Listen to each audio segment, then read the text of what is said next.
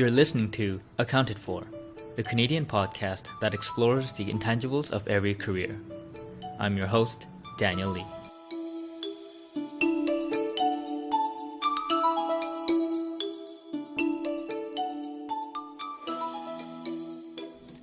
Hello. Welcome back to Accounted For, the podcast that shares and inspires unconventional career journeys.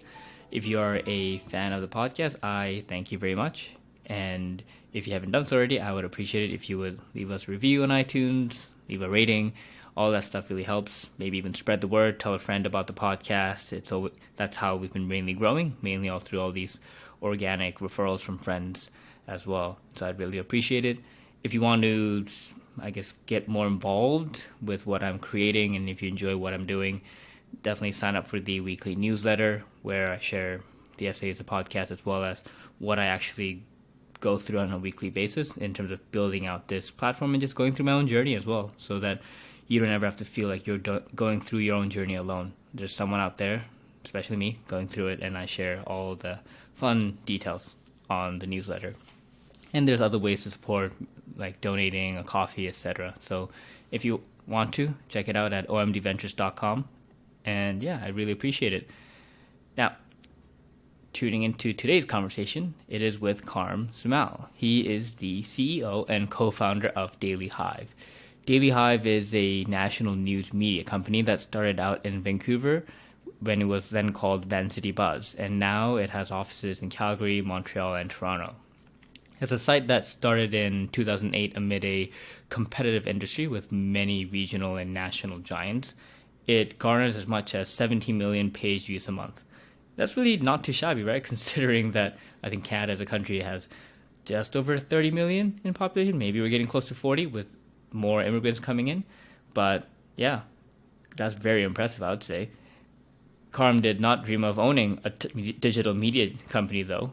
It's not like he had decided at an early age that this was what he was going to do. No.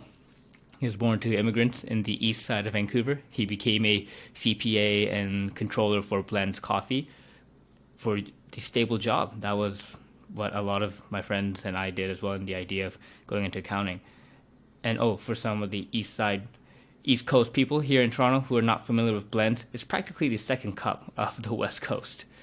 But for Karm, his co-founders and him, when they were still cooking up the idea of Vancity Buzz at the time, they felt that the Vancouver news media didn't really cater to the Vancouver he saw, the Vancouver that was made up of middle-class immigrants that make up most of what the city is today.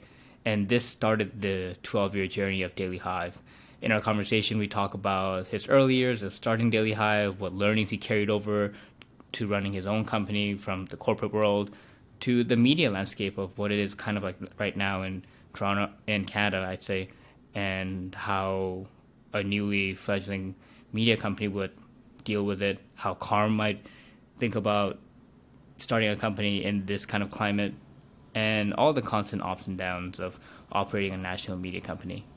As someone who's in the early years of building his own media company, this has been a very selfish conversation, and I definitely got a lot of learning out of talking with Karm, and it was also very inspiring for me.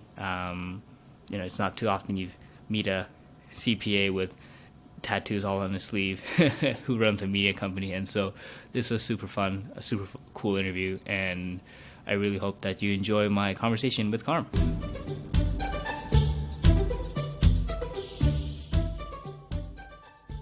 Hey everyone, welcome back to Accounted For. Today on the podcast we have Karm Sumal. Hey Karm, thanks for coming on the podcast. How's it going, buddy? Good. Karm here is the CEO and co-founder of Daily Hive, based out of here, this beautifully rainy city in Vancouver. So typical that it rains as I'm walking towards this interview.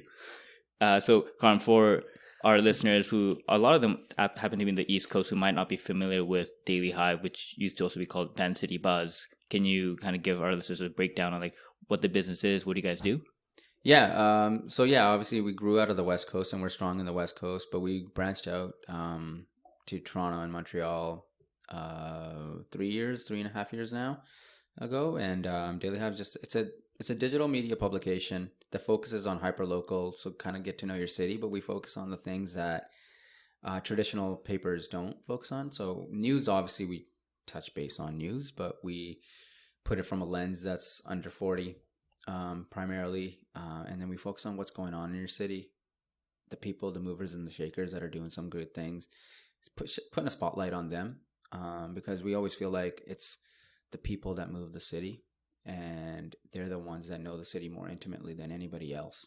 And you can get your news anywhere now, right? Like you don't need another news website, but we couple the news with everything else so that people stay informed about not just the news and the bad stuff that's happening, but also like, hey, where should I go to go out this weekend, or where do I go to grab a good bite to eat, or if I want my best burger, where do I go in Toronto, right? So that's the kind of stuff that we want to also highlight. Mm-hmm. And I think right now the site gets anywhere from like 9 to 14 million page views every month. That's what those are the facts that I found. Has it grown exponentially? Yeah. 9. I don't know. Last time we did 9. We've done. I think last month we did like 17.5. Oh, nice. Our biggest month was 19 something. Okay. So it's getting there. Yeah. My goal is to hit.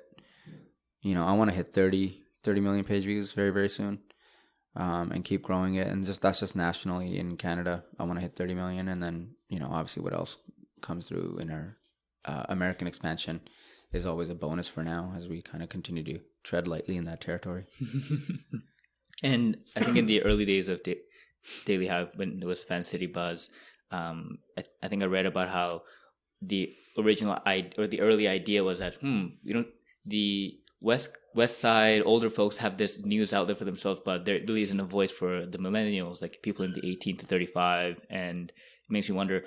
Did you grow up in the east side of Vancouver? And so did you feel that kind of rejection from that side? Yeah. I definitely felt, being, let's say, you grew up in Vancouver, being from the east side, and then also not being white. The news never really spoke to me as I was growing up. I think I might have changed now. I don't really listen, like I don't watch the news or listen to the radio anymore. I get all my news online like most people do. So, it might have changed.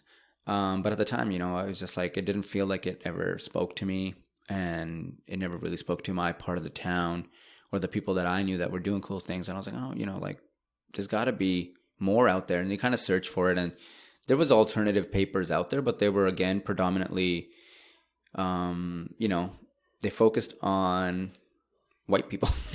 And it's not their fault. Like, it's not like I don't even think it's intentional or anything. It's just like who you know. It's who you grew up around. And if you were a white kid in the west side of the city, you don't know anything else. And we knew, like, we growing up on the east side, it was everybody. You had the Filipinos, the Latinos, the brown people, the Asians of all varieties. Like, it was all there, and sprinkled in some white people there. It wasn't that many back then. A lot more now, since the prices are so expensive on the west side. But they weren't there before. Like, I remember my school, there was only, like, I think every grade had, like, 3 or 4 white people. That's it. And it was just brown people and Asian people. So for me, I was just like, there's got to be more to the city. And how do we put a lens on it that tells the story of Vancouver? And what we felt was like a different take on the city. And, there's no wrong takes. It's just a different take. It's our lens of what we think it is and what we know it is, and the people that we know that make it what it is. Mm-hmm. And this kind of venture has kind of framed you as a digital media entrepreneur, but I read that this wasn't really the dream. Like when you were growing up, you didn't tell yourself, I'm going to own this giant media company. I didn't even know. No. What was your dream back then? I think I always wanted to be like something to do with like architecture. Always inspired me. Really? But then, people were saying like, yo, you need to be like really good at physics and math and shit. Like you can't just draw wonky buildings and hope someone builds it. I was like, okay, well, maybe I'm out.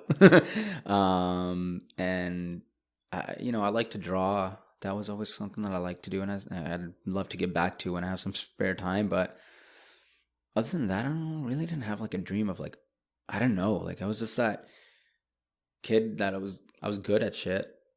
I could do math. I was okay at writing and like all that, but like I didn't really know what I wanted to do. Obviously, the parents will say you got to go to college and get a good job and blah blah blah, and that's just like the typical East Indian kind of mentality that you kind of grew up around back then when your parents are first generation Canadians. Or no, wait, our first, would they be first generation? No. They're They're immigrants. immigrants, Yeah, yeah. I was first generation, right? So, that was just what you did. So you kind of, I don't know, I don't even think kids were allowed to really truly explore. If you were a son of an immigrant or a woman, a daughter of an immigrant, if you were even allowed to truly explore who you are as an individual, because I don't think you had that. I don't think it was there for a lot of them. Like my parents didn't even have time to take me to extracurricular activities. So how the fuck am I going to know what I'm good at or what I want to do?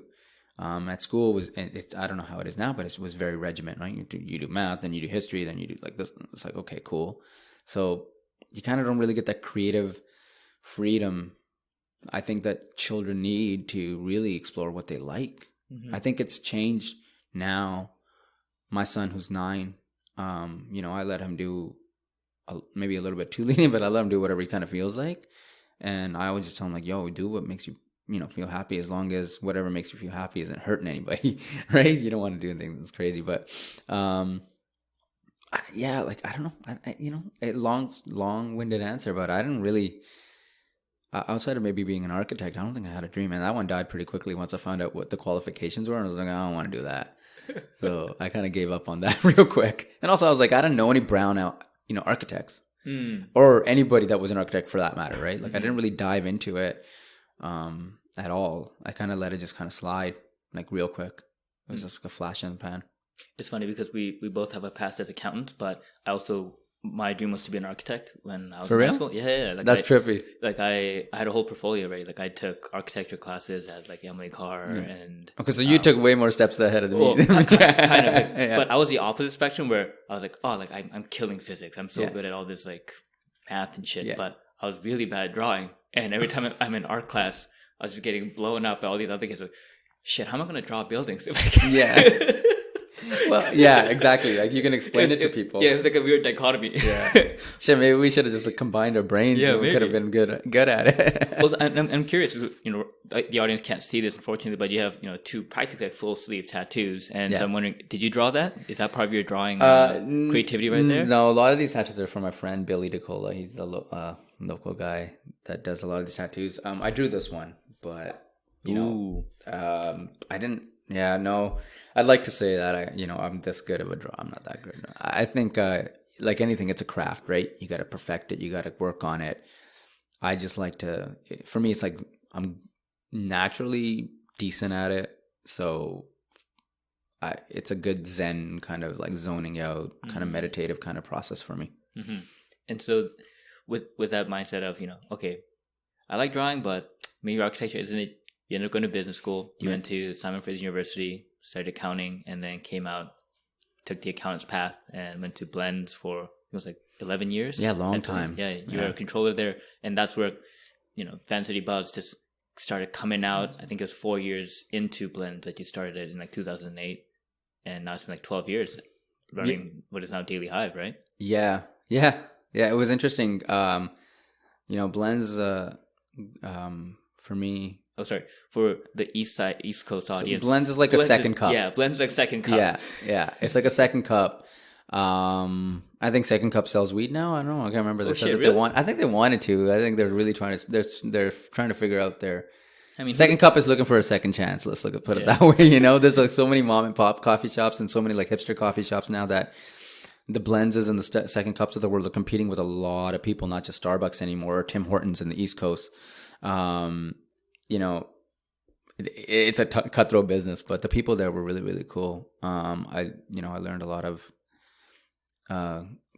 just by observing how they operated and stuff. I kind of learned how to be a good manager, taking the good qualities of what they did and then looking at what I thought wasn't good and how, because I had both ends of the spectrum, looking at how the employees reacted to how certain management decisions were made. And you kind of like, being in the middle there, I hear from the management's decision and the employees, and I was like, it's really just about delivery and how they were kind of delivering the message, and it was almost like authoritarian. And I think there was a gap between, if you looked at management and you looked at the younger kids that were in the junior positions, there was a huge age gap, and then that huge age gap you really saw in the way that they wanted to be treated and everything. And the older guard it was very micromanaging, authoritarian, and you better do what the fuck I say or you're out.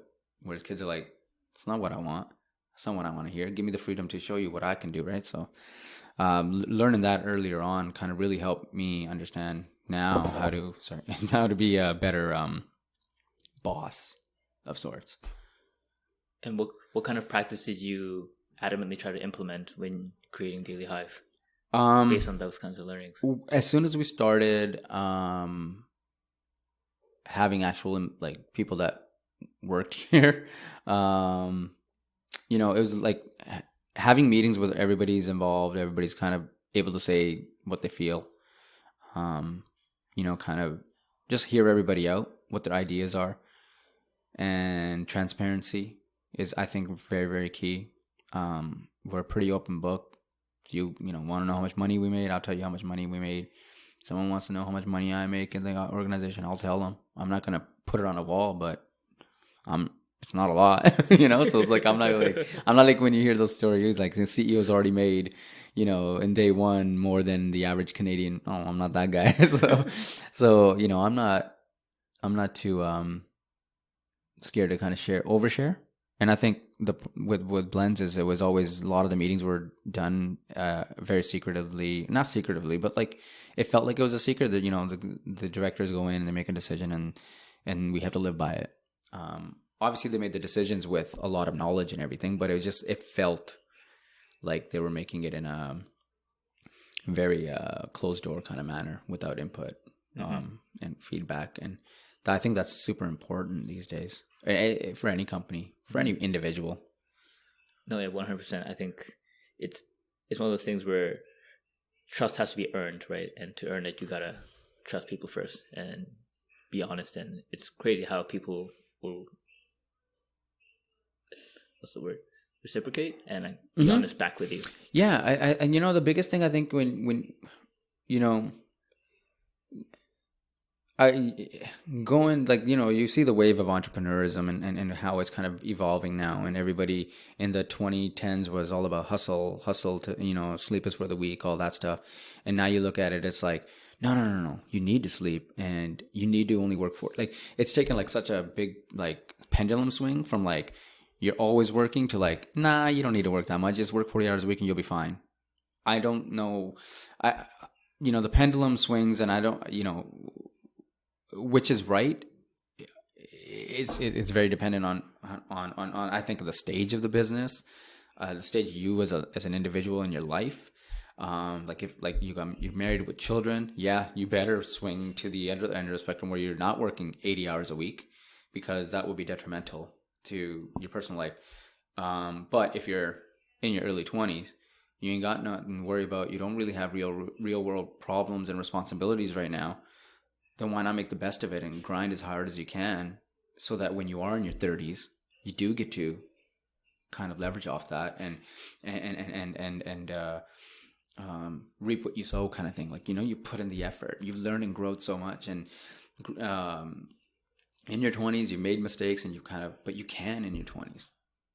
Right? In the 30s you can still make mistakes, but they have a lot more real world repercussions, in a sense that if you got a mortgage, or you're paying rent, or you're providing for other people, there's implications to that. Or like when your organization grows and it's got almost 100 people, you're not only responsible for your family, but you're also responsible for all the employees. So the problems, so everything kind of gets like, what's the word here I'm looking for? A bigger spotlight is just put on everything, and so the idea that the balance and how much you work and stuff, like the pendulum stuff, and shifting it back to employees it's the same kind of thing. There's employees that love to work, and then there's employees that they kick it and they want to go at 4:30, 5 o'clock. They've done their job. They're doing enough, and you got to realize as a manager or a leader,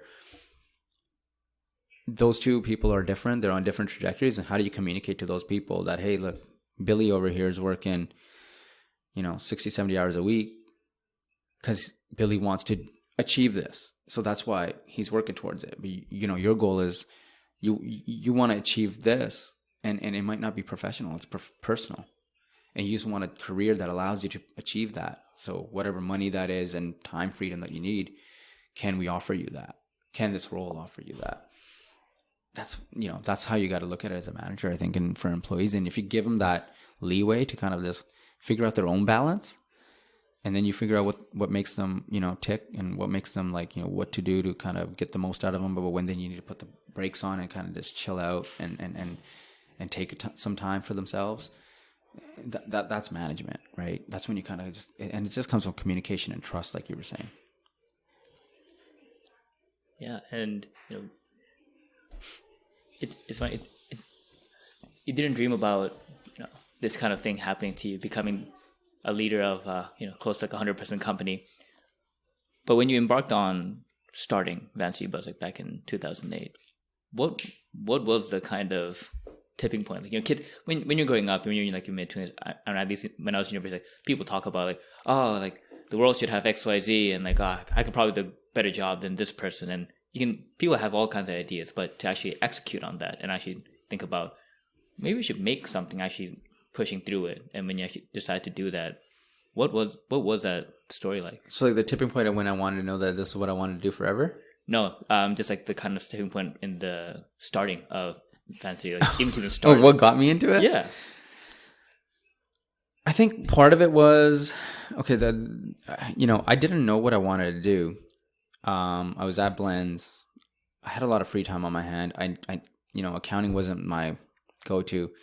So me and my buddy, Manny, looked at it. I was like, we were he was earlier 20s. I was in my mid 20s. And I was like, man, I could use to make a little bit more money.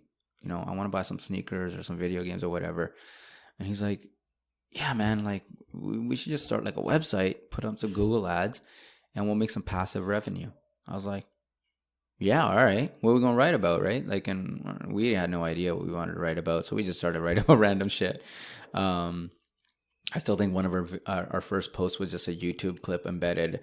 It was some dude dubbing over some Transformers clip, and it was fucking hilarious. And we thought it was funny, so we posted it. Why, I don't know. But we just all right, this is our first post. And we put some ads up on Blogspot.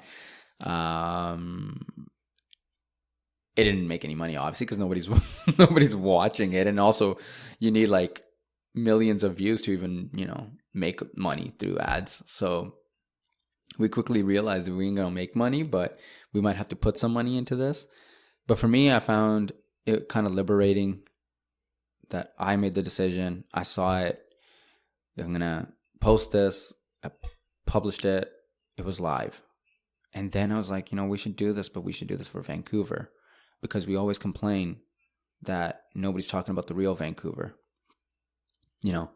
Yes, the mountains and the ocean, and it's a pretty beautiful city, but there's a lot of great things happening in the city that nobody ever talks about, and a lot of it's hidden within the walls of cliques. And we wanted to expose some of those things and just kind of really let people know that there's some good shit going on, and here's some cool stores, and here's some cool people doing some cool things, here's some cool artists and all that kind of stuff. So that was what motivated me, I think, at the time, was that getting the wording and the messaging out, connecting with new people and learning about what they're doing. At first I was very introverted. I still kind of teeter between introversion and extroversion, but an accountant's path is primarily introverted, right? You're knee-deep, you're in your books, and you really just present your work, and then you get feedback, and it's very unless you go up and you're a controller, very, your first few roles are very hey, just data entry, right? So it kind of got me out of my shell, and really showed me that there's so much more to the city. And it got me out of my bubble of East Van and the south side of the city, to explore beyond it. And that's when I was connecting the dots, and I was like, there's so many cool things going on, and we got to talk about all these, but how am I going to write about all these while I got a full-time job? And I'm not a good writer. And then how are people going to read it?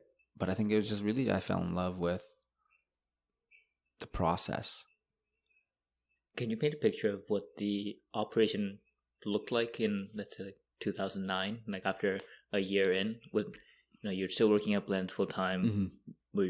Were you a man like running around Vancouver after work hours, meeting people, like being journalists? Like, yeah. Can you take a picture of that? So I think 2009 was just before the Olympics. I would get up every morning, 6 o'clock, and I would do 1 or 2 articles before I went to work, and start work at like 9. Then lunch break, I would do another 1, maybe 2 articles. I'd had to learn to be really quick at writing, so hence there's lots of grammar and spelling errors. But I had a knack. I figured that I may not be the best writer, but I knew what stories should be told, which is just as important, I think. And then I was also really good at like SEO, clickbaiting the shit out of titles. Not clickbait, because clickbait means that I looped you into something that you didn't want to click onto, but like having a title that's click worthy. But the URL is structured in such a way that if someone was to Google it, I'm going to pop up first or second, even though I don't have much of a domain authority and all that kind of stuff, SEO is so much more complicated now than it was back then. If you were on Blogspot, which is a Google platform, you already were bumped to the top of the line, I felt, because they were really trying to push that. So then I just made sure my URLs were like dope. and it was like it was trial by fire. That's all. And I would literally go to computers and Google things. I didn't know what keyword search was and all that. And I don't even know if it existed, right? Back then it might have, it might not have, but I would literally Google how I think people would Google things, and I would make that the URL. And that's how we would rank high, and we'd get a lot of organic traffic from Google. So we game in the system a little bit to get traffic. And then Twitter was big. So I'd go on Twitter all the time, talking to people, and it really allowed me to expand my network and really expose, at the time, Vancity Buzz to a lot more people. Yeah, like to write, like, what is it, like as many as from like 3 to like 6 articles a day? It seems like you write 2 in the morning, you write 1 at lunch, and then maybe you write 2 in like the afternoon after. And then maybe 1 after I got home. Right. Yeah, but like honestly, they weren't like, I'm not sitting here like they're great articles. It was literally my thoughts about something put into a blog post, right? It was a definition of what a blog post was. It wasn't a news article at the time. It was literally me like, yo, this is a cool store. You should check it out, because there was one summer I went there and they had all these things. It's like literally me telling a story of me experiencing my time at that store. And that's it. So it wasn't anything like, it was easy to write because it's just what was in my head. I didn't have to worry about structure or any of that shit. I didn't care. I was like, this is what it is. Check it out. And then I just made sure the URL was like, XYZ store, Vancouver, hours, days operate, whatever people would search, and I'd put it all in the URL. So it was awesome. Like, it was just gaming the system. And when did you you and your co-founders kind of realize that this could be something? Like, when was the moment where there seemed to be enough traction? The Olympics? Yeah. 2010. Mm-hmm. When we did the Olympics, we covered it from an angle that an outsider's perspective. There was other blogs out there that got media accreditation, but we didn't even know that we could apply. This whole world of media was so new to us. We were always considered outsiders. To this day, we're going to be considered outsiders. I think we've gotten a lot more respect because we have amazing journalists writing for us now.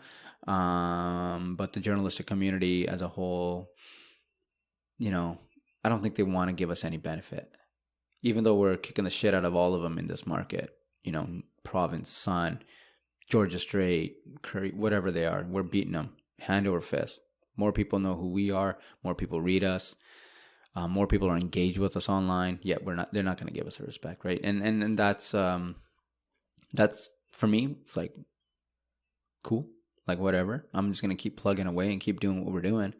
I think it's a disservice to our writers, but I don't know how to get on a tangent. Fuck, what happened there? We're talking about the so being an Olympics. outsider, yeah. True. So yeah, being the outsider, we just took it and ran with it. We're like, okay, well, we can't get into any of these events, we can't get into the media houses, we're broke as fuck, we have no money. So tickets, we didn't win any because it was all a lottery system. How are we going to enjoy the Olympics? And what is arguably, I think, the two I think, was it a 2-week event? The 2 defining weeks of this city, I think, lifespan right now. I know everybody likes to talk about Expo as already the first one. I think the second one is the Olympics. The 2010 Olympics, I think, for me, the world figured out what Vancouver has to offer. And it was at such a crucial time because the economies of the world were now colliding. They were coming together. They were converging.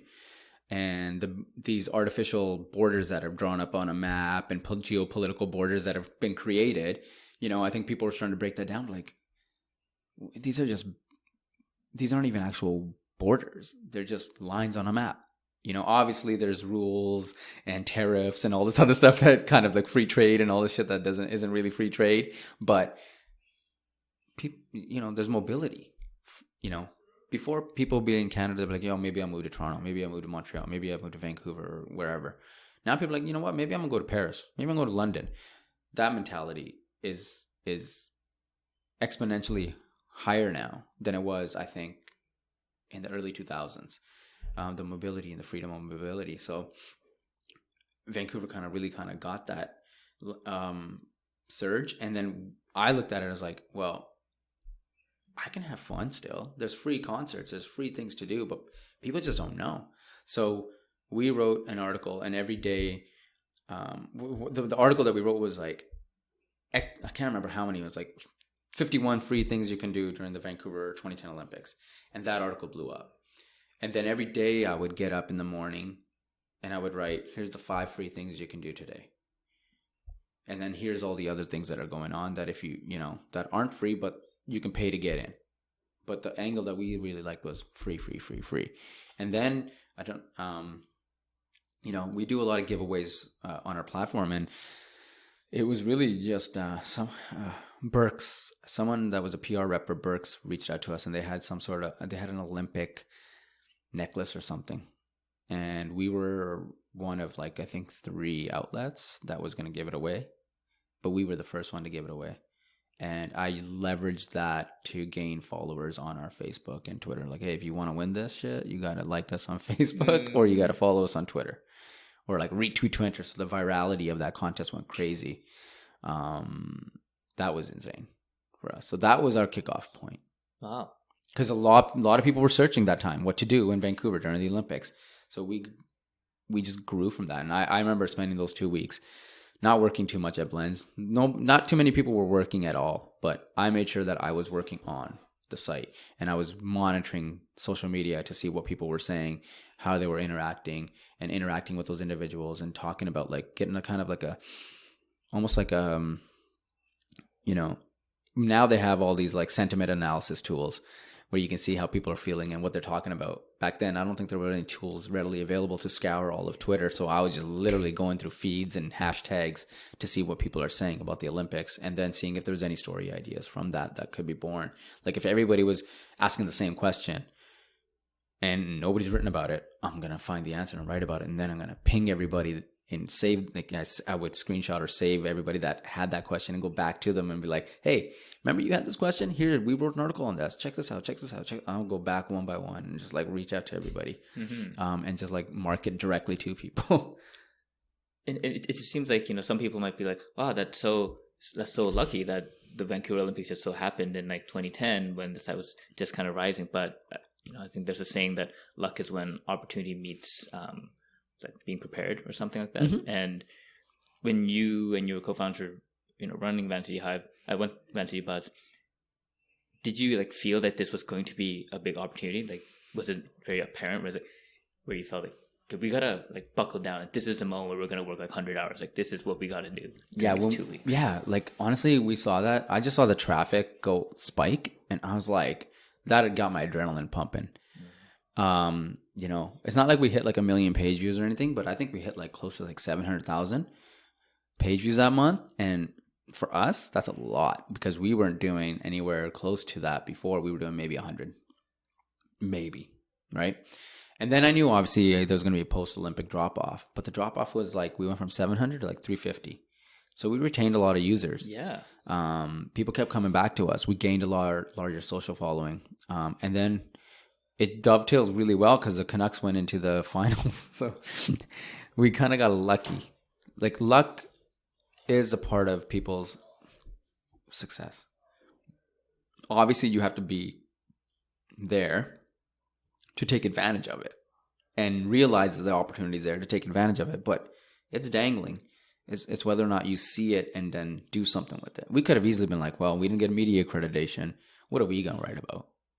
Right? And then we were like, well, we'll write about it from like this perspective. Mm-hmm. Nobody else is, because they all have media accreditation. They're too busy living it up during the Olympics while we're slumming it up, right? So for me, it was like I had the time of my life writing about it. And it was fun, man. And leading up to it, 2011, Stanley Cup Finals, heartbreaking loss for us, but big city event once again. What kind of learnings did you leverage from the 2010 times to make sure that you guys really capitalized on it and like didn't miss anything? Same thing. We kept the pedal to the metal during the playoff run, but we took it again from a different lens. We instead of writing about how the game went, because I don't know how to write analysis on a hockey game. I just knew either we won or lost, or there was this one big hit, or this one big cool like deke or whatever, and we would take it from, or this fan had a funny sign. And we would find the fringe stories that people were interested in, more so like that the province at the time and still great at covering sports, right? They weren't going to talk about these kinds of things on a regular every once in a while. And then that was a time when also I don't know if you remember, but everybody was doing their own hype videos. Like, was that the time? Yeah, like everybody was making like hip hop videos or like videos about the Canucks run. That started, and then we were sharing those, and people would give it to us like, "Hey man, I made a hype video. Put this up." And then some of them made it to like the actual like the Canucks took it on. They put it on the jumbotron during the games and stuff. It was pretty cool. Wow. So we just really took it from a fan perspective. We're fans.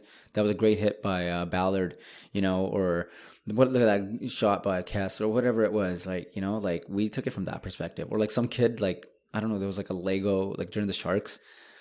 I found a photo online on Flickr. And this sticks in my head of a guy wearing a Canucks uniform, hockey stick in hand, and he's holding up a shark. Right? And like as he's like captured the shark, and this was when we were playing the Sharks, and I was just like, I'm gonna put this up. Yeah, that's a good one. And then that's it. And I got like 20,000 views. It took me literally maybe 2 minutes to, obviously I serendipitously found it. It was, but it was like there was no freaking nothing, no substance to it other than here's the guy that made it. Here's the credit to the account. He said it can use the photo. Pretty cool. We're gonna kill the Sharks, and that's all it was. It was like writing from a fan's perspective, and that's all we did. That was a rough series. I actually went to that game. I've been a San Jose Sharks fan for a very long time. Oh, for real? Yeah. Oh shit! I'm always like kid at school wearing the San Jose Sharks jersey, and my friends were like, "Hey, San Jose!" You know what? Their jerseys are dope. Yeah. Right? I don't blame you. Their jerseys are dope. What made you become a Sharks fan? Well, so who they have, like Pat Falloon? This was back in like the old like Patrick Marleau days. Like, Marleau. Yeah. Joe Thornton wasn't even there then. Yeah, he was at Boston, right? Yeah. And then, but this was like way back. Oh, fuck. It was before we had Luongo in the Canucks. It was the other guy who had like the weird round helmet. Artis Urbe. Is it? Okay. Yeah. And like, I just didn't enjoy watching the Canucks, but I saw the Sharks just like cream them, and I was like, I like the Sharks. Yeah. Okay. So that was like late 90s, early 2000s, just before the West Coast Express era. Yeah. Dan Kluche. Are you talking about Dan Kluche? Kluche, yeah. I didn't like Kluche. Yeah, I didn't like his play at all. And I was like, I really don't like watching it. Yeah. And then the Sharks had Nabokov. Yeah, Nabokov. Yeah. Like if honestly, if the Canucks had a half, like, well, God bless Kluche, but fuck, if we had a good goalie, we would have won with maybe the West Coast Express. We had such a solid team. Yeah. But our goaltending was weak. Yeah. That was our weakest element. And the Flames had an awesome goaltender. Yeah. The Flames had a great goaltender. A lot of people had a lot of great goaltenders. Now there's tons of great goalies, but like back then, there wasn't. Every team did not have a great goalie. No, yeah. Now, like every team has a good goalie, but back then, nah, man. Like 10 teams had good goalies. The rest were like, yeah, we got a goalie, and we were one of those teams. Like Kluche's good. But not really, And he was never the same after. I don't know if you remember that goal that Nicholas Lidstrom scored from half halfway. Yeah. That, I think we were up 2-0 on the Detroit Red Wings. He let that goal in, and we fucking lost that series. And I think he was never the same after that. It's a highlight. It's a highlight reel goal, though. Yeah. And so then, you guys hit it big in 2010. You had the big traffic. Was that when you also got your first big advertising client to, make this become a business, or when did that happen? Big advertising client? No. So what I did was, we never really knew how to sell and do advertising for anything. We don't know what to do. So I just knew that we needed to create some sort of demand. So I talked to someone at Blenz that was in marketing. Like, look, man, you don't have to pay me. I'm going to put up an ad saying that Blenz is one of our community sponsors or some shit. So I took the Blenz logo and I put it on the website saying they're a community sponsor, and in the hopes that, and then I wrote like, advertise with us. In the hopes that people see Blenz, they'll be like, oh, okay, well, something's right. These motherfuckers are getting something right. Like, Blenz is putting money into these guys. And then from there, the first deal I think that we did, and I might be wrong, but I'm pretty sure it was this, I don't know if it even exists anymore, but it's people that, these two women entrepreneurs that came up with this idea called the bachelor plan, and they would basically plan out your whole bachelor party for you. And they would also have like car dealers and all these other kind of things for you. They reached out to us and they were like, hey, we'd love to like put our little logo on there. How much does it cost? I was like, I'm going to go check my rate kit and all this kind of shit. And I made up some stuff, and then I came back to him and I talked to my buddy, co-founder Manny, and I was like, dude, we finally going to get somebody who's going to pay us, right? We were so excited. I think we ended up only like charging like $75 a month. What? I don't know what to charge, man. And the internet still was such a new thing to people. Wait, so when did this advertising happen? Like, is it? It was like 2011, probably. 2011? Damn. Yeah, $75 a month. It's a steal of a deal even back then. But I didn't know what to charge, and then they signed off for a year, so we made like $758, like $840. I remember. Cash flow positive. Not really. I think we were still losing money because of all the server costs, because our traffic started spiking, right? Oh, right. Yeah. So the consequences of a traffic spike are that. And then we needed to do, and then I was like, look, we need to get off a Blogspot. We need to have a better brand. Our logo needs to be better. It can't be the shitty logo that I made. Like, all these things we need to level up. And it was all just a slow, organic process. There was no business plan throughout, I think, until like last year, which is scary to think sometimes, because if I was to die, then I don't know. But I think the team's pretty good that they know what we're trying to do. But there was no real like solidified business plan. But I also feel like business plans are kind of an outdated way of kind of doing things, because things change so quickly. Every year you need to redo your business plan and relook at it and reevaluate how you run your business, because shit's changed so fast now. It's not like every decade there's like some sort of like crazy change. No, it's like every 6 months to a year there's something that could impact your business or the way you do business. Rules, regulations, technology, societal trends, whatever it may be. There's always something. It's such a fast pace. So yeah, nowadays you gotta kind of list, like, it's like a moving business plan. Mm-hmm. And as you're constantly growing, Vancity Buzz, and I think you stayed at Blenz for 7 years until you finally decided, like 7 more years until you finally decided to go full time into building Daily Hive, like rebranding to Daily Hive in like 2016. What was now we're going to talk about the inflection point when you decided, all right, this can actually be a full time gig. I don't have to be a controller anymore. Yeah, it was a calculated risk. I think there was maybe 5 or 6 employees that we hired full time already before I had jumped ship. I was kind of scared, to be honest, to jump ship, because I was making good money at Blenz. And I had a long conversation with my wife, and I was like, she's always believed in me. She's always supported me. Even though I, at the time maybe didn't see it that way, but she's always been there to support. And she really looked at it and she's like, look, this is what you want to do. Just do it. And I was like, nah, but we need to make XYZ to make the mortgage payment. And, and at the time my son was, I think 4 years old or 5. So, she wasn't working at the time. And Vancouver is expensive as shit. So I was like, I got to be smart about this. I don't need to make the same money, but I need to make at least this much. So then I had to really look at the cash flow of the company and is this the right time? because I was still working like full time, but I felt like at that time when there was the fifth employee, we would hold our Monday meetings after 5:00 because that's the only time I could do them.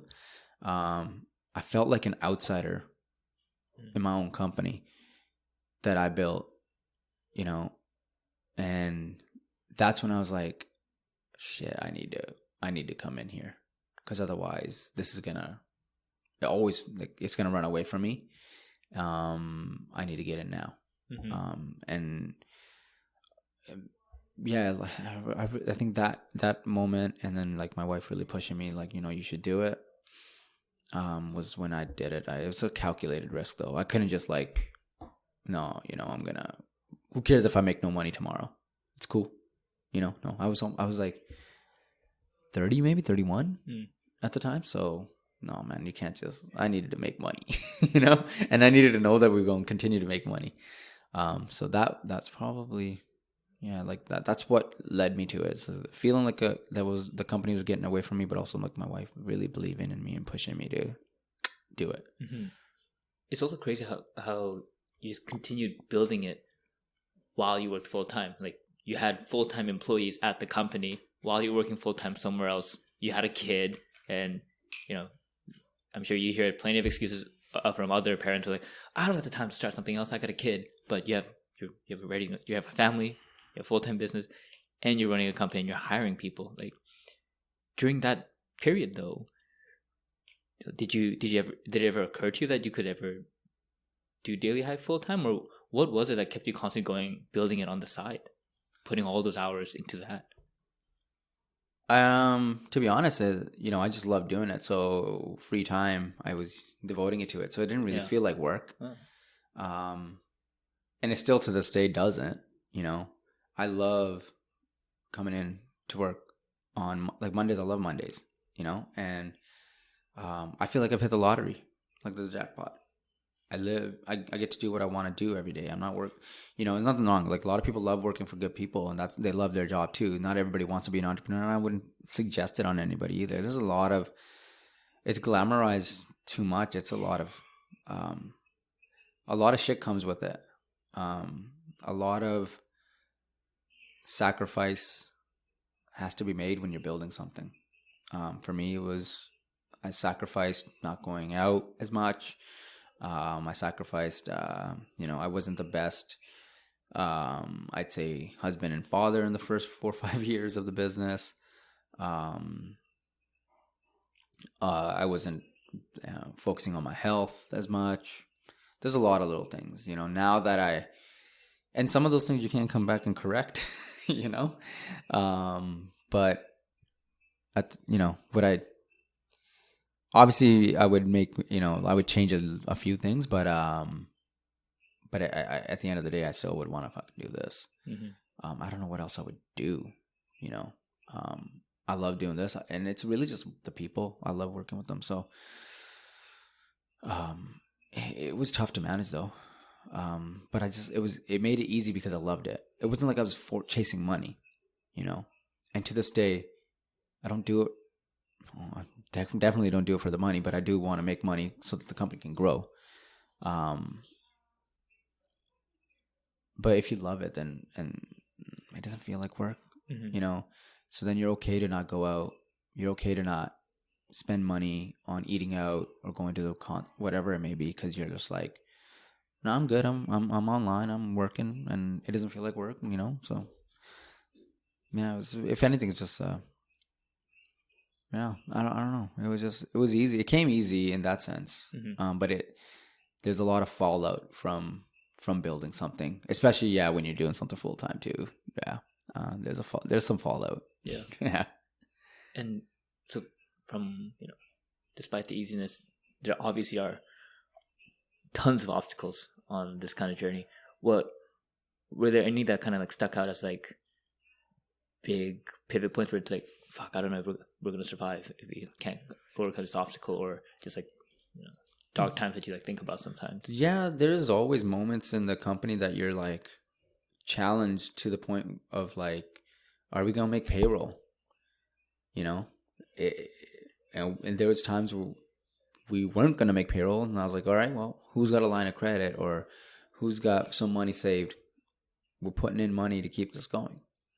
But when did this happen? This has happened a few times throughout. Yeah. It's funny, you invoice people, they don't like to pay on time, right? So I'm an accountant. I know when the check is in the mail, that's bullshit.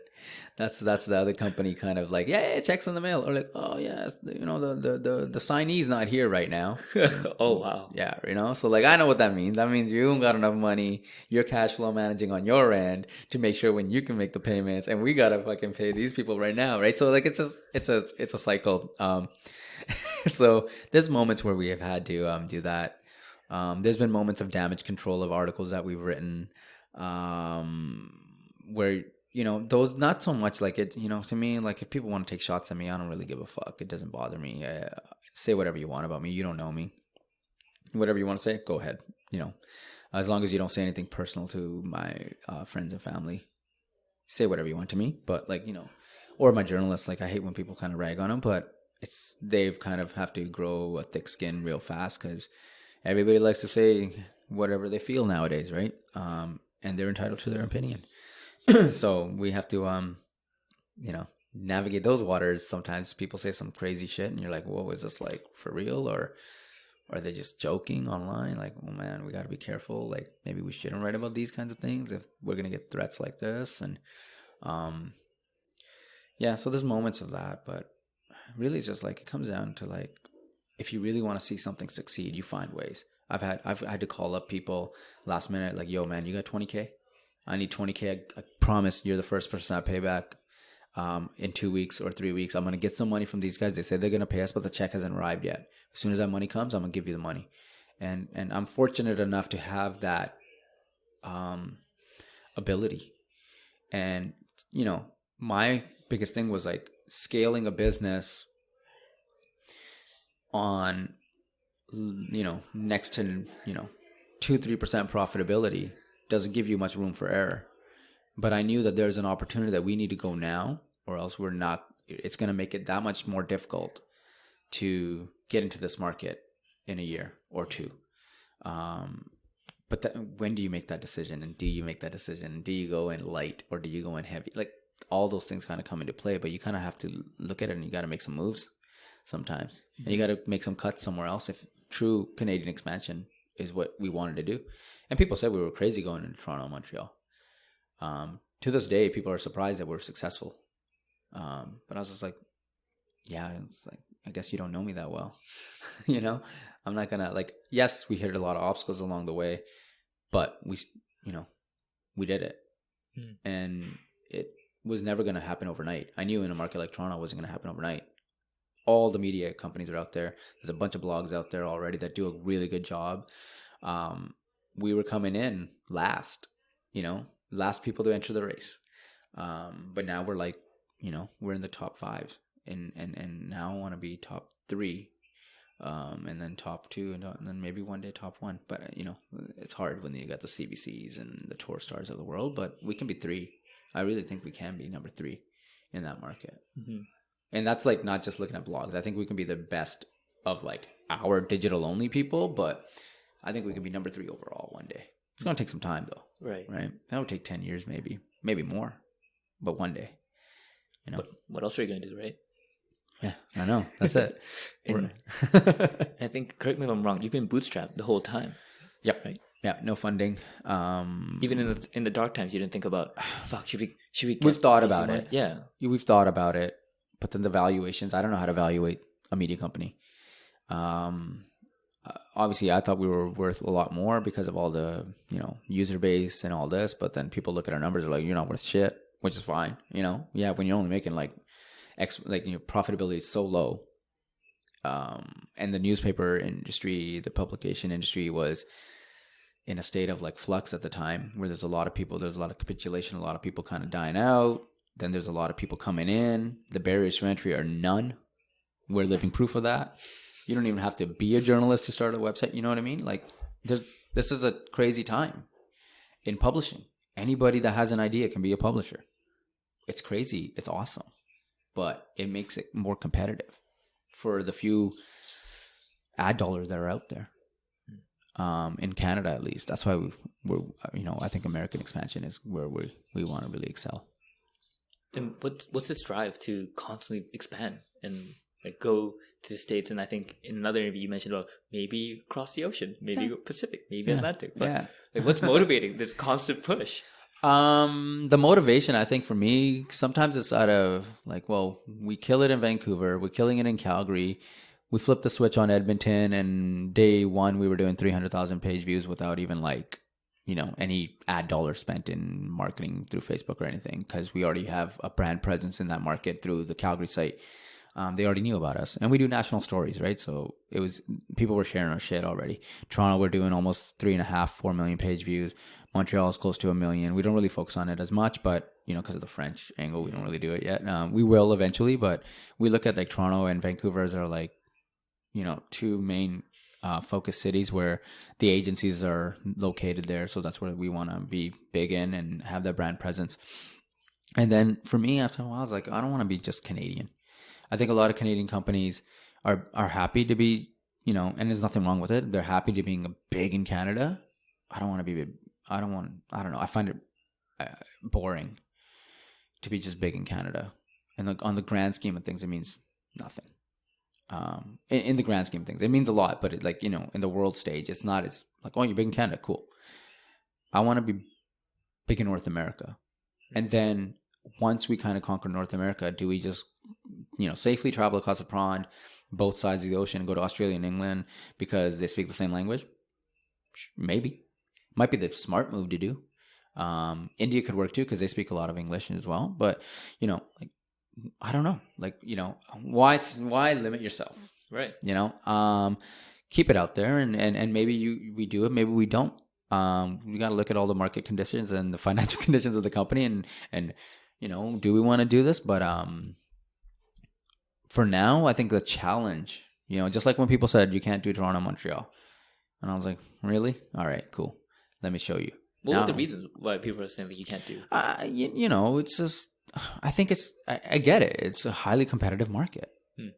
Toronto is a highly competitive market. Montreal has its own nuances. The Quebecers only like to support Quebec-owned stuff, right? For the most part, and that's cool. They're proud of it, right? But Toronto is a highly competitive market, and we were just kind of growing into it. So, I get it, but if you knew me when if someone tells me I can't do something, I'm that kid's like, yeah, fuck you. I'm doing it, I'm going to show you I'm going to do it. You're going to fail many times on your path to success.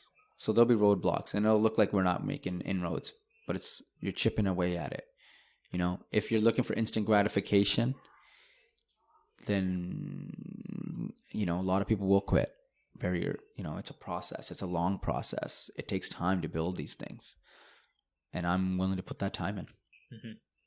And given how you built all this judgment and experience over this long journey, if you had to start a media company from scratch, let's say like in the next month or so, how would you go about doing it?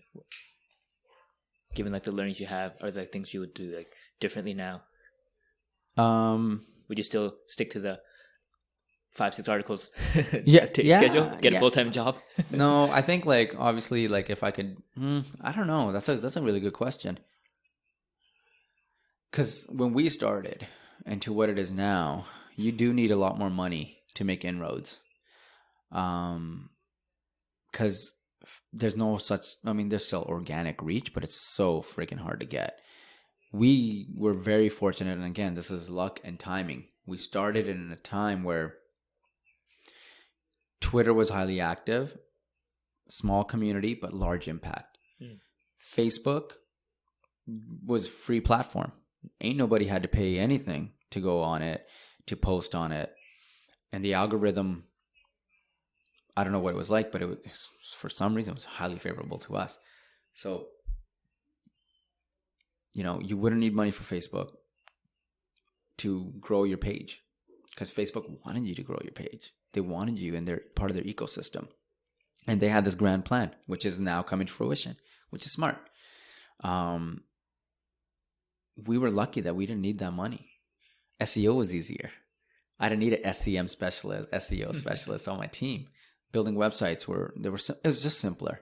The barriers to entry are the same, but there's one barrier that's only different now, is that I think you do need to be financially armed to make an impression in people's mindset, because there's just way too much out there now. And Facebook and Instagram and even Google require you to pay to play. So you better have some money. So you're going to need some marketing budget to acquire users. Whereas back then it was time to acquire users. Putting the right articles out, doing your own research, and then targeting people. Now it's kind of hard. People are very like apprehensive of even talking to people nowadays online. I was like, shit, why are you talking to me? Right? Or on Facebook, like they just kind of peruse it. They don't really actively engage in it anymore. And Instagram is Instagram. Like it's not ever it's a more of a brand builder for us. It generates revenue for us too. But it doesn't, like in terms of driving traffic back to the site, that's not their priority. So I would need probably to scrounge up a lot of cash. Yeah, I think I would need cash, and I would need you'll need about $100,000, $200,000 in marketing budget to really make an impact. I think if you want to do it fast. If you want to slowly grow it, then you gotta take some sort of weird like angle that nobody else is doing, or go niche, and not go broad as we have. Because I think there's too many broad players now. Yeah. I don't know if that answers your question. You got to be armed to the teeth now, I think, a little bit more. Yeah. Yeah, this is a completely selfish question, because I'm just trying to learn. But I've been doing this for about a year and a half. How can I constantly like build it out? But I think what you're doing is great. Yeah, because like what you're doing is you're reaching out to people, you're building your network, you're talking to them. And I haven't talked much about LinkedIn, but I love LinkedIn. I think it's my favorite social platform right now because it's still very positive. It's the only thing I use. Yeah, I love LinkedIn. And I think it's actually now starting to show, like if we write the right articles for Daily Hive, we're starting to see traffic go back to the site as well. We're building up our base on LinkedIn as well. So, I think what you're doing is good. I think you're networking on a platform like LinkedIn in its infancy still, where you can build a huge network. And when you build that network, if it's an authentic network, you're going to be able to leverage off that network. But you got to do it in a way where if that network needs you, when someone calls upon you, you got to be there for them.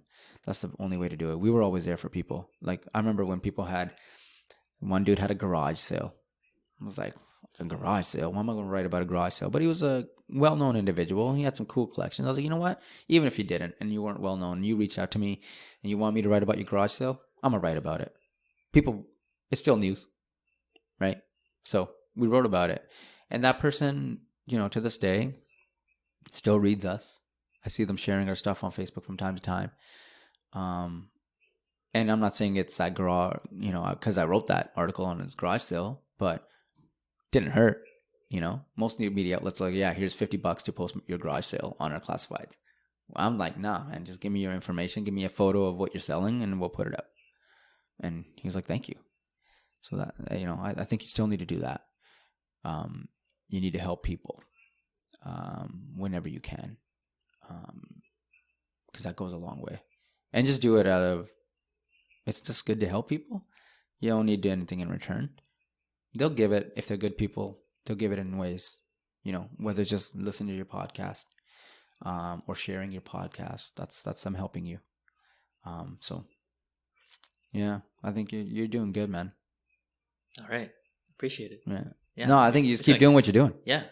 No, I think that's all I need to hear. Yeah. Consistency and is key. You got to continually do what you're doing and be consistent. Show people that you care, so then they'll care. If you do it once in a while, they're like, well, he really doesn't give a shit. He's just doing it as a hobby, so I'll passively listen. But if they see you putting in work, they'll admire that. Yeah. At the very least, they'll admire it. They might not like what you're doing, but they at least admire that you're putting in the effort, right? No, not to say that your shit's not good. I mean, but I'm just saying, like, people don't have to like your work. That's the one thing I learned. They don't have to like what we do or how we do it. That's fine. Can't please everybody. No, yeah, for sure. Yeah, I think that like the formula I found is just persistence and just striving to meet the quality I set. But Just trying to keep on pushing at it, constantly pumping everything out on a weekly basis, trying to keep the promise. Keep the promise. Yeah. Yeah. Keep the promise. It's hard sometimes though. Yeah. You get sick. You hit a wall. Mentally, you ain't there. Physically, you might not feel like it. There's moments, right? Where you just like, you question everything you're doing. Like, why the fuck am I doing this? All right. So, how do you get yourself out of that? When you hit that wall, that moment, for me, you got to just let it ride out. It's perfectly natural to feel that way, because when you're working or you're doing anything in life, it comes at some sort of sacrifice, whether it's sleep, money, time with people you love. And because of that, that's why you kind of, you have those moments of like, am I doing everything I want to do in life? Is this what it is? Should I travel more? Should I spend more time with XYZ? Like, those are good moments of reflection. I don't think they challenge you, and then maybe at one point you're going to look at it and be like, maybe this is it. This is the end of the road. I don't want to do this anymore. But you hit a wall, and then you just got to kind of get through it. It's tough, but you just got to kind of get through it. Whereas, for me, like I've hit it many times where I question, like, why am I even doing this? I'm working my ass off here for, how much money am I making? Do my employees even give a shit? You question all these things. I'm sure they care to some extent, but they're their own human beings. They don't need to give a fuck about my company, right? They just have a paycheck. But then I just question it. I don't know. And then you just kind of let it go, let it all flow through your mind, and then you just move on. You just gotta keep moving. You can't let it.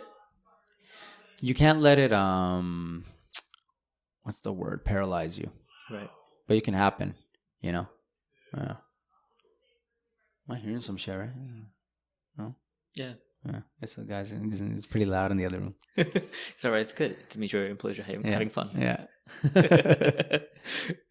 No, but I think, it's like it's one of those things where you might implicitly know it, but it's always helpful to hear it from someone else who's kind of gone through it to say it too. Yeah, and it's not just entrepreneurs. I think everybody goes through this existential crisis every once in a while. We're like, it's like, am I not supposed to be loving this every single moment? No, maybe not. No, man, you can't.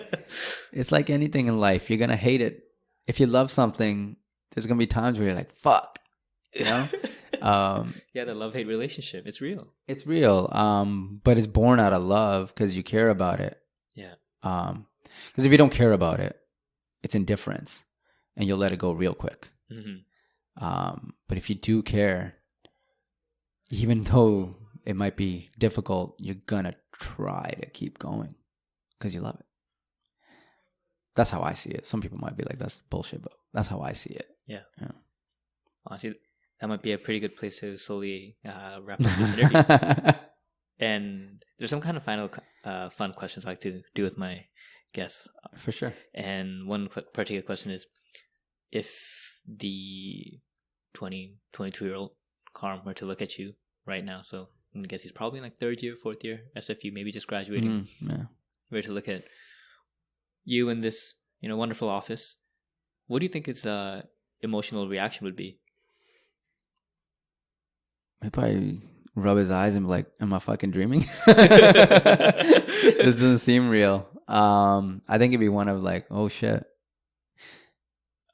Yeah, I don't know. I feel like he'd be surprised because 22, 23-year-old Karm didn't really think of doing this. Yeah. Having an office with Tupac on the wall. Yeah, Tupac and Biggie and all those guys. I think it'd be just that. Honestly, like, all of this sometimes just feels surreal. Mm-hmm. You walk in and you're like, whoa, that's pretty cool. But then you just kind of get out of it. I don't know. I'm not a big, like, I should celebrate my wins more with the team, or at least for the team's sake. For me, it's just like, I have fun every day just doing shit. So every day is a celebration in a sense, but yeah. It'd be just like head scratching. I'd be like, oh shit, this guy did this. Yeah. Yeah. I don't think he'd believe it. Is there an advice you'd want to give your 22-year-old self? you wish you could have like heard from your own Yeah, voice? I think like knowing what I know now, you know, spend more time with those that you love, you know, give them your attention, and then yeah, that's probably what I would do. I think like, you know, there's regrets that you have. It's just like sometimes you get caught up in whatever you're building. So I think like for me would be that, like, dig into those that care about you, and be there and be around them more often. Is there a particular time like kind of that makes you think hard about that? Yeah, I think when I was like a young father and early husband, you know, I think I could have done those things a lot better. But you live and you learn, and as long as you're learning, I guess there's a consolation prize to that. Because some people never learn, or some people don't give a shit. So for me, it's always been that, like, I you know, but also, like I said, I'm an introvert, so I do like being alone a lot. And when you run a business, you're never really alone physically, right? But you are always alone mentally, because nobody really understands what you have to deal with, and what you're going through. You know, when you're running the company, even your partners, your co-founders don't understand the amount of pressure that's on you, you know, to perform no matter what's going on in your life. There's a lot. So, you know, I think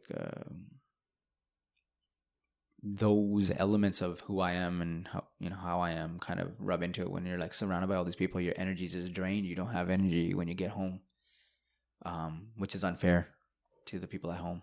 So balancing that and doing better at that would be what I would want to kind of work on, and what I would have told my 22, 23-year-old self. But he'd probably be like, what the fuck are you talking about? It's too young for that kind of shit. I don't know. Weren't we all?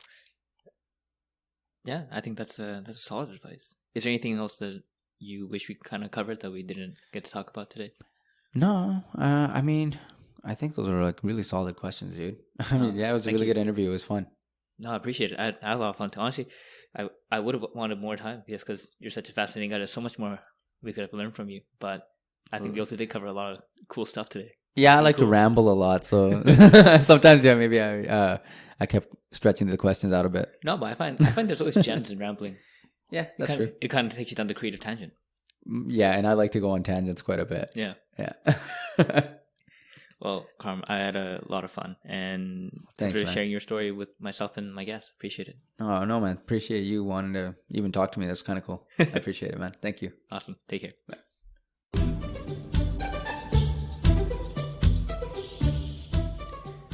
All right. Thank you for listening to the podcast. I hope the story was inspiring to you. Hopefully it also helped you expand your perspectives. Hopefully it also made you question the default path that you might have been going on, or the default beliefs you might have had. And maybe now it'll make you even think about doing something about it, doing something different, maybe challenging yourself, being courageous. Who knows?